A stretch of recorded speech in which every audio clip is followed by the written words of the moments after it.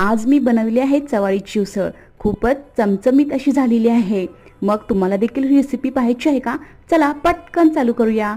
तर इथे मी चवाळी शिजवून घेतले आहेत, साधारण पावशेरभर होते। आता कढईमध्ये थोडंसं तेल गरम करून त्यामध्ये जिरं, मोहरी, कढीपत्ता आणि बारीक चिरून कांदा इथे मी घातलेला आहे। कांदा छान असा परतून घ्यायचा आहे। कांदा पटकन भाजावा यासाठी काय करायचं, थोडं मीठ घालायचं। त्यानंतर चिरलेला टोमॅटो देखील इथे मी घातलेला आहे। हे दोन्ही छान असं परतून घ्यायचं आहे। तुम्ही पाहू शकता इथे कांदा आणि टोमॅटो भाजलेले आहेत। आता वरून आपल्याला चवीनुसार तिखट घालून घ्यायचं आहे। इथे मी 2 चमचा तिखट घातला आहे। त्यानंतर आता यामध्ये शिजवलेली जी चवाळी होती ना ती घालून घ्यायची आहे। हे व्यवस्थित परतून घ्यायचं आहे। थोडं भाजल्यानंतर आता वरून यावर कोथिंबीर घालायची आहे। कोथिंबीर घातल्याने काय होते, उसळीला छान अशी टेस्ट येते। मुलांच्या डब्यासाठी खूप पटकन होणारी अशी उसळ आहे आणि सुकी देखील आहे। मग मैत्रिणींनो, तुम्ही देखील नक्कीच ट्राय करा आणि जाता जाता आपल्या चॅनेलला सबस्क्राईब मात्र करायला विसरू नका।